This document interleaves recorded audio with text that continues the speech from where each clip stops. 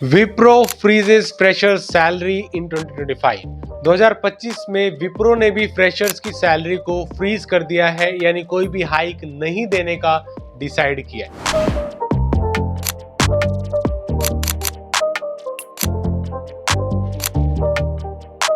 दोस्तों, ये कंपनीज का पता नहीं क्या चल रहा है। वो लोग फ्रीज इतना जल्दी करते हैं, रोकते इतना जल्दी है जितना जल्दी स्टार्ट नहीं करते।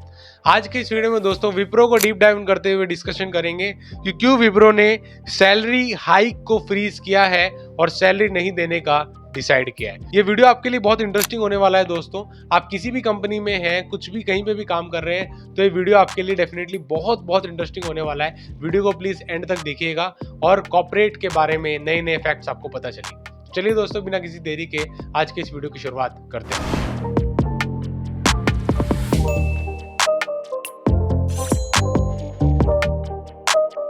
Wipro freezes fresher salary hike 2025।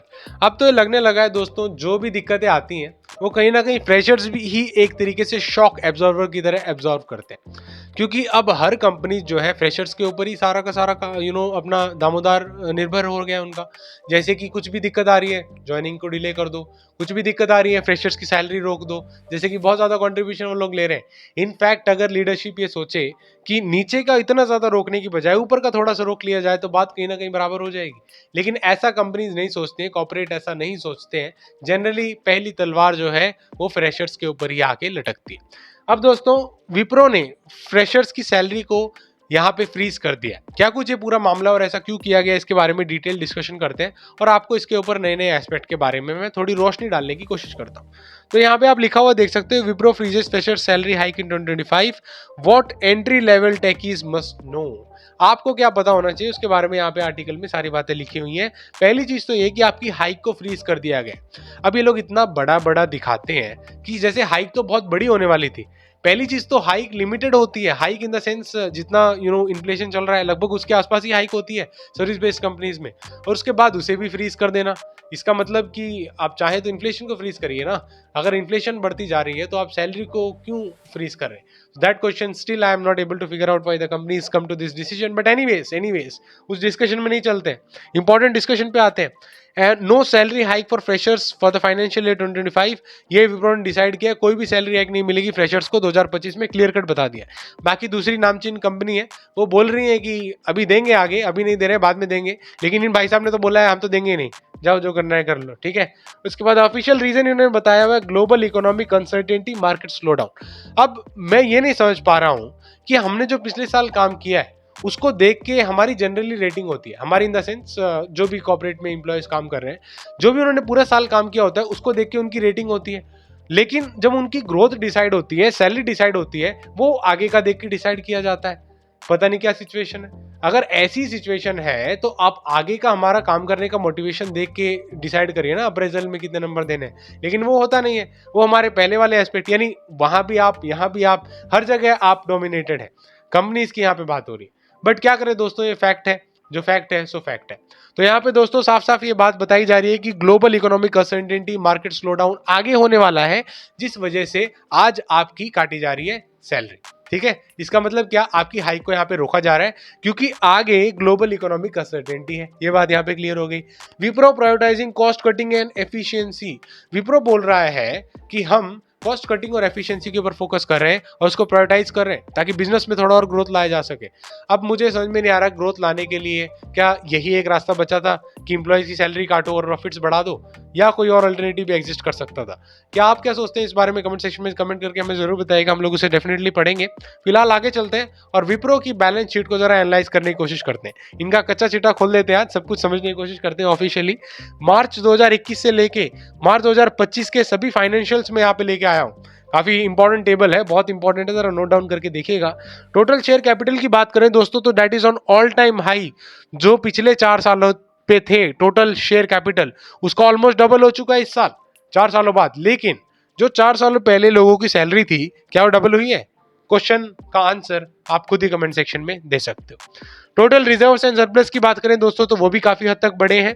Year on year growth देखा गया है। 2024 में कम डेफिनेटली आए थे, लेकिन 2025 में बढ़े हैं। 2025 में बढ़े हैं फिर से, ठीक है, लगभग 2023 के आसपास आ गए। टोटल शेयर होल्डर फंडिंग्स की बात करें दोस्तों तो वो ऑल टाइम हाई पे चल रही है अभी। टोटल कैपिटल एंड लायबिलिटीज की बात करें तो ये भी हाई पे है, लायबिलिटीज भी काफी हाई हो चुकी है, उसको भी एक्नॉलेज करना पड़ेगा, यहाँ पे एक पॉइंट डेफिनेटली है। फिक्स्ड एसेट्स की बात करें तो फिक्स्ड एसेट फिर से लास्ट ईयर से बढ़े हुए हैं, लेकिन 2023 के कंपैरिजन में अब भी कम है। 2021 के कंपैरिजन में एसेट्स तो इनके अब भी कम हुए हैं, डिक्रीज हुए। टोटल करंट एसेट्स की बात करें दोस्तों तो यहाँ पे आप देख सकते हो year on year total assets का ग्रोथ तो हुआ है और total current assets all time high पे ही चल रहे हैं। तो टोटल एसेट्स का वर्थ अगर हम देखें तो that is still standing on all time high around 92,000 crore. ये सारी की सारी बैलेंस शीट करोड़ में है, ठीक है, करोड़ इंडियन रुपीज, इतना इनका बैलेंस शीट बता रही। So that is coming out to be for the financials March 2025। So financial देख के लग रहा है लगभग कहीं ना कहीं सब कुछ चंगा सी। इतने सालों में जो परिवर्तन आया है, टर्बुलेंस आया है, उसके हिसाब से तो अभी ठीक ठाक चल रहा है सब कुछ। तो ऐसा क्यों है कि आगे हो गया? तो उसको और अगर मैंने समझने की कोशिश की कि वाई का आंसर ढूंढने की कोशिश की, why did Wipro take this extreme step और not giving hike at all to the freshers. पहला reason decline in discretionary IT spendings. IT spendings reduce हो रही है ग्लोबली, जिस वजह से एक्चुअली ये किया जा सकता है। दूसरी चीज यहाँ पे client cautions with budget specially in BFSI and retail. BFSI and retail में क्लाइंट्स क्या अभी थोड़ा कॉशियस हो गए हैं स्पेंडिंग्स को लेके, because of all the turbulence, AI etcetera and global situation ये हो चुका है, जिस वजह से अब कंपनीज पे आगे बिजनेस कैसा आएगा उस पे थोड़ा सा क्वेश्चन मार्क है, जिस वजह से ये डिसीजंस लिए गए। Thirdly, hiring done during 21-22 now exceeds the current demand. अब धीरे धीरे डिमांड कम हो रही है। उस टाइम डिमांड ज्यादा थी 2021-22 में कोविड के बाद, लेकिन अब डिमांड धीरे धीरे वापस कम आ गई है, या आप कह सकते हो कि नॉर्मल लेवल पे आ गई है। तो जो एक्सट्रीम हायरिंग उस टाइम पे कर ली थी अलग अलग कंपनीज ने, अब उन्हें निकाल तो सकते नहीं है, तो कॉस्ट कटिंग के माध्यम से उनकी सैलरी को रोकना is only possible option which they think can be done. Then comes market wide margin pressure post pandemic. अब बहुत मार्जिन को इंक्रीज करने का प्रेशर हो चुका है मार्केट में, ठीक है, कोविड के बाद, और सिचुएशन पेंडेमिक के बाद इतनी अच्छी नहीं है। अभी वॉर्स चल रहे हैं, एआई वॉर अलग चल रहा है, ठीक है, और इकोनॉमिक स्लो डाउन पूरा अभी भी देखने को देखा जा रहा है। तो इन सभी के चलते ये डिसीजंस लिए गए हैं दोस्तों। आगे चलते हैं और बात करते हैं what can freshers do now. हमने देख लिया कंपनी का फाइनेंशियल्स, ठीक है, ऐसा क्यों किया गया है, क्या रीजन है वगैरह वगैरह। अब बात करते हैं एज फ्रेशर्स या एज एम्प्लॉय जिनके ऊपर ये बीत रही है, उन्हें क्या करना चाहिए। दोस्तों पहली चीज, don't wait passively, use time wisely. खाली बैठे मत रहो, ठीक है। अगर आप कुछ ना कुछ प्रोडक्टिव विप्रो में कर रहे हो तो प्रोडक्टिवली काम करते रहो, और अगर आपके फाइनेंशियल नीड्स ही मीट नहीं हो रहे हैं तो आप कुछ ना कुछ अल्टरनेटिव ढूंढ सकते हो, उसमें कोई बुराई नहीं है, ठीक है। तो आप आगे बढ़ सकते हो। Learn in demand tech skills, जो आज इन डिमांड स्किल्स हैं जैसे cloud, artificial intelligence, machine learning और फुल स्टैक डेवलपमेंट, उन सभी को आप लर्न कर सकते हो। इररेस्पेक्टिव आप कंपनी में क्या काम कर रहे हो, आप इन सभी स्किल्स को लर्न कर सकते हो। Then comes start freelancing, do internships and contribute to open source project. देखो दोस्तों, यहाँ पे आप फ्रीलांसिंग स्टार्ट कर सकते हो और एक्चुअली ओपन सोर्स में काम कर सकते हो। फ्रीलांसिंग का ये मतलब नहीं कॉम्पिटिटर के साथ जाके काम करने लग जाओ। कंपनीज की पॉलिसीज को प्लीज रेस्पेक्ट करिएगा, लेकिन फ्रीलांसिंग और ओपन सोर्स में कंट्रीब्यूशन आप कर सकते हो ताकि आपकी ओवरऑल डेवलपमेंट भी हो, आप प्रोजेक्ट्स भी करना सीखे, और उसके अलावा आपकी ओवरऑल ग्रोथ के साथ साथ फाइनेंशियल पोटेंशियल भी बढ़ता रहे, अर्निंग का पोटेंशियल भी बढ़ता रहे, अर्निंग भी बढ़ती रहे। तो please take care of these aspects as well.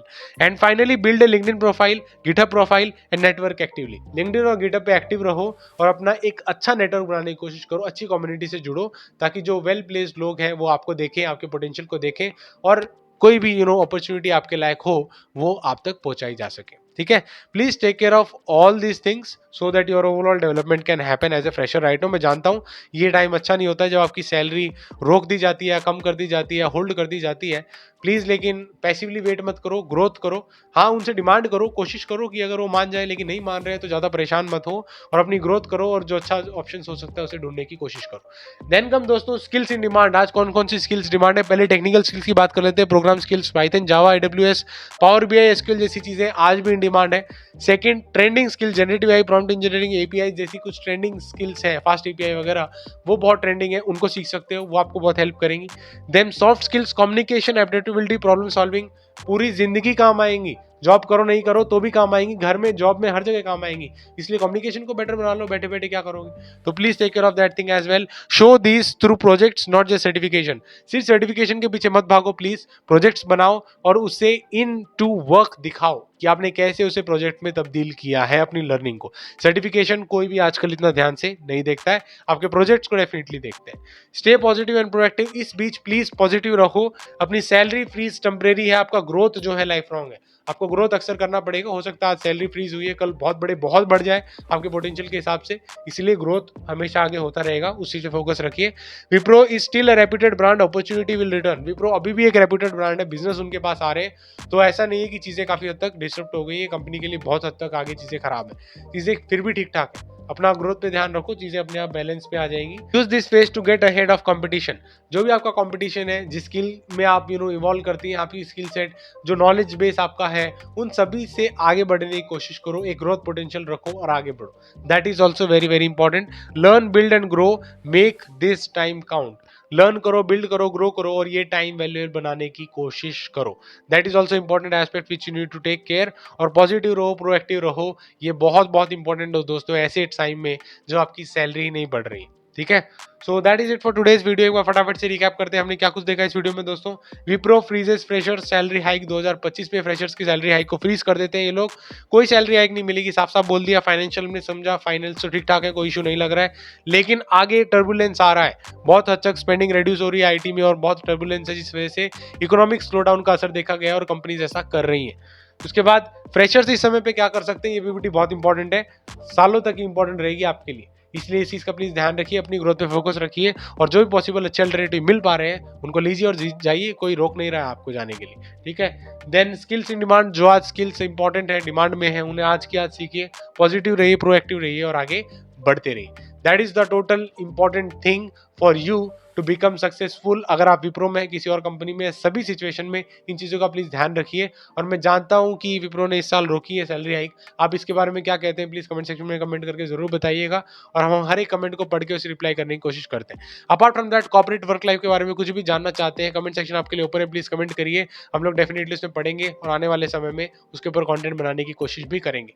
और दोस्तों, टीसीएस टाटा कंसल्टेंसी सर्विसेज, जैसे कि विप्रो ने अभी सैलरी रोकी है, टीसीएस ने भी कुछ किया था और उसके ऊपर हमने ऑलरेडी एक डिस्कशन किया हुआ है, जिससे इस समय आप स्क्रीन पे होते हुए देख सकते हो। वीडियो देखने के लिए बहुत बहुत शुक्रिया, thank you so much for watching. जय हिंद, वंदे मातरम।